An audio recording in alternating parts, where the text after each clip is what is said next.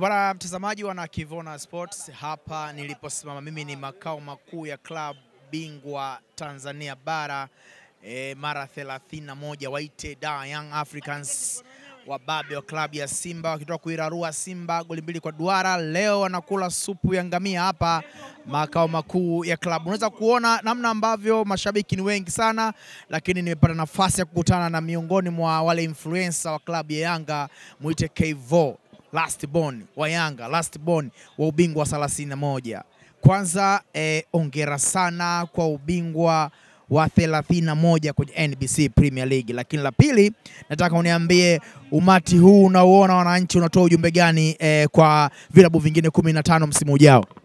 Yanga ni timu ya wananchi, kwa hiyo isikushangaze sana kuona watu wamekuja kunywa supu ya ngamia. Ndio utaratibu wetu, ndio jadi yetu. Tunapolishona kolo tunakuja kunywa supu. Kwa hiyo sisi kuwa machampioni na kutokunywa supu kwetu ni ni kama ushinde ubingwa afu usilipo hela zako. Kwa hiyo tumeshamaliza kumchinja mai wetu. Sasa this time tumemchinja mai afu hapo tukatangaza kuwa mabingwa wa ligi kuu Tanzania bara. Kwa hiyo supu ya ngamia ilikuwa ni kitu ambacho kinastahili. Kama hivyo unaona tumekufurika hapa kuja kunywa supu ya ngamia. Sio tu sasa hizi, tutaendelea kunywa hizi supu mara 5, mara 6, mara 7 mpaka mara 8. Tutavyoamua tu wenyewe, kwa sababu ubingwa sioni wa kumwachia.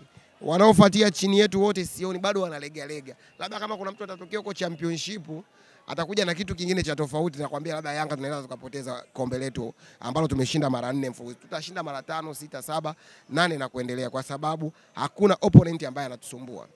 Kuna opponent ambaye anatusumbua sasa hizi ligi kuu.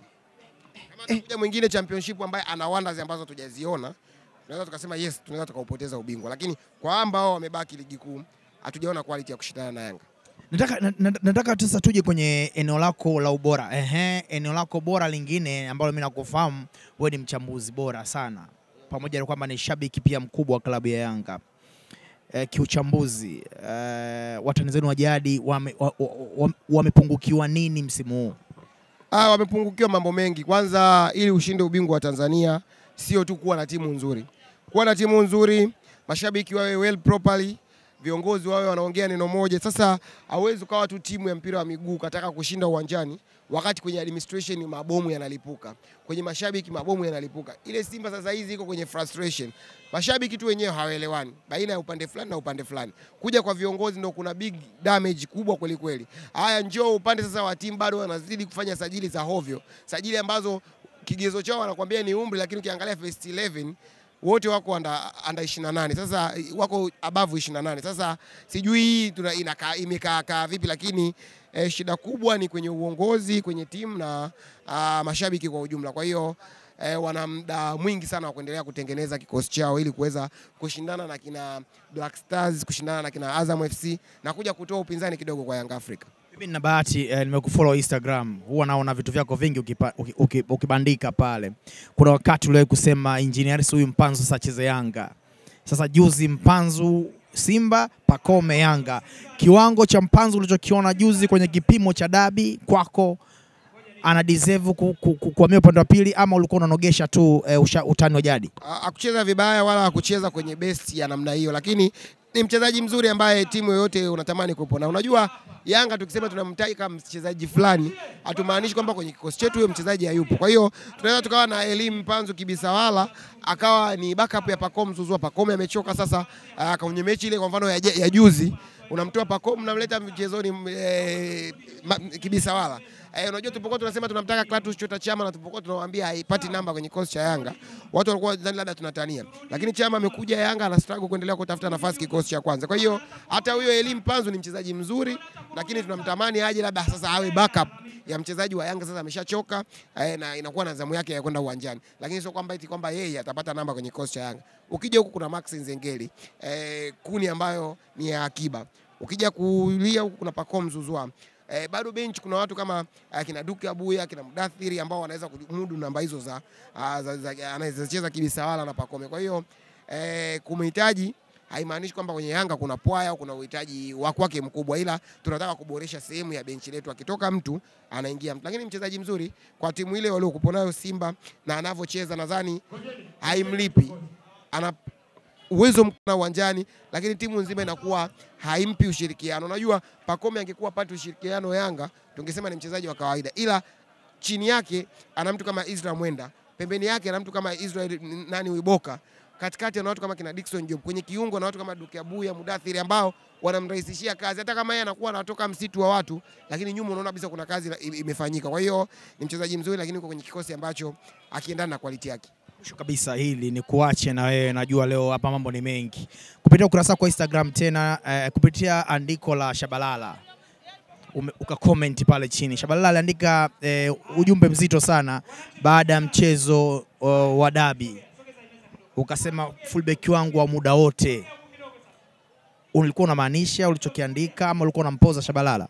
Hapana, unajua Shabalala kwanza ni mshikaji wangu, mteja wangu, ananiungisha viatu Chicho Sportswear. Kwa hiyo ukiacha tu huo utani wa jadi wa Simba na Yanga kwamba shabiki wa Yanga tamnanga mchezaji wa Simba, shabiki wa Simba tamnanga mchezaji wa Yanga, lakini kuna maisha baada ya football na kuna uhalisia pia. Sidhani kama kwa Tanzania hii kwanza mimi nimeanza kufuatilia football kama nishai kuona fullback zaidi ya Shabalala mwenye uwezo mkubwa kuliko Shabalala. Kwa hiyo kuandika vile sio kwamba nimeandika kumpooza wala nini. Ni mchezaji mzuri, na hata kwenye mechi hiyo ambayo ya mwisho tumecheza nao tumewafunga 2-0.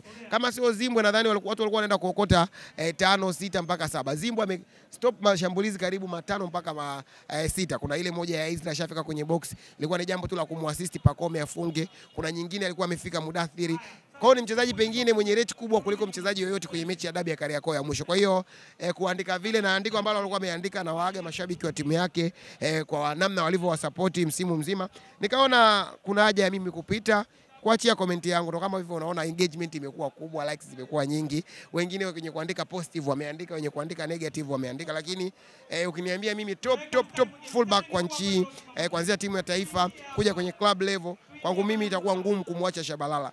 One of the best. Na yani sasa hizi unasema amezeeka, lakini wakiingia ambao hawajazeeka hauoni hiyo quality ya Shabalala. Kwa hiyo ni mchezaji ambaye ana deserve kuondoka hata kwenye msimu na kombe. Kwa hiyo kuondoka vile trophyless kidogo inatia mashaka. Kwangu mimi alikuwa na msimu bora kweli kweli, na sio tu leo.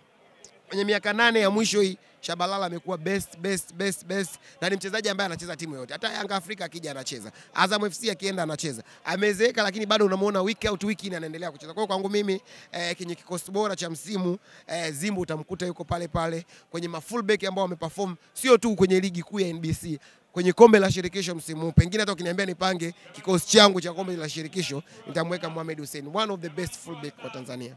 Mwisho kabisa, tarehe 29 kisiwa cha Karafuu, upande wa pili wa Jamhuri ya Muungano wa Tanzania, kukamilisha msimu wa mashindano ndani ya nchi yetu. Yanga nyinyi tena zidi ya Singida. Ujumbe gani Masanza na wana Singida upate kutoka kwako? Sisi hatuna swala lolote la kuwaambia zaidi ya kwenda kushinda kikombe. Wana timu nzuri, wamemtoa Simba kwa magoli 3-1. Kila mtu ameona quality ya Singida, na Singida kiukweli wakiamka vizuri, sioni timu Tanzania ya kuwasumbua zaidi ya Yanga. Unajua Yanga anaweza kumchallenge kwa sababu zinakutana quality mbili kiwanjani, lakini hizi timu nyingine sioni timu yoyote inaomshinda Singida Black Stars kwa quality. Lakini as long as ni Yanga na kombe litakuwa uwanjani, basi inshallah Yanga bingwa CRDB. Kikubwa tunataka kupata makombe yote 5. Tulianza na Toyota, tukaja Muungano, Ngao ya Jamii. This time tumechukua ligi kuu ya NBC, imebaki CRDB. Inshallah panapo majaliwa Jumapili tunaenda kushinda kombe la CRDB pale Zanzibar, na Jumatatu asubuhi tutakuwa na shamra kabla ya kuanza lile parade letu mida ya mchana. Kwa hiyo ni kuondoe shaka. Na nimeona maneno watu wanaongea mtandaoni wanasema kwamba Yanga na Singida basi tayari Yanga bingwa. Na hii tunawaambia wazi, kama kuna mtu yoyote anataka kuwasaidia Singida, apande boti aje awasaidie. Ili swala la kusema sijui Singida na Yanga ni ndugu, sijui Singida wanaenda kufungwa, jibu ni jepesi. Wapande boti waje wawasaidie Singida Zanzibar. Shukrani. Asante sana. Bwana mtazamaji, huyo ni last born wa Yanga Kevo, amezungumza mambo yote yanayohusu Yanga, amezungumza mapungufu ya Simba msimu huu, lakini pia amezungumza namna ambavyo usajili wa Mpanzu ni muhimu kwa klabu ya Yanga, lakini pia amezungumzia ubora wa Shabalala, na mwisho kabisa amegusia finali ya CRDB Federation Cup. Mimi ni Isike, hapa ni Yanga Super Day.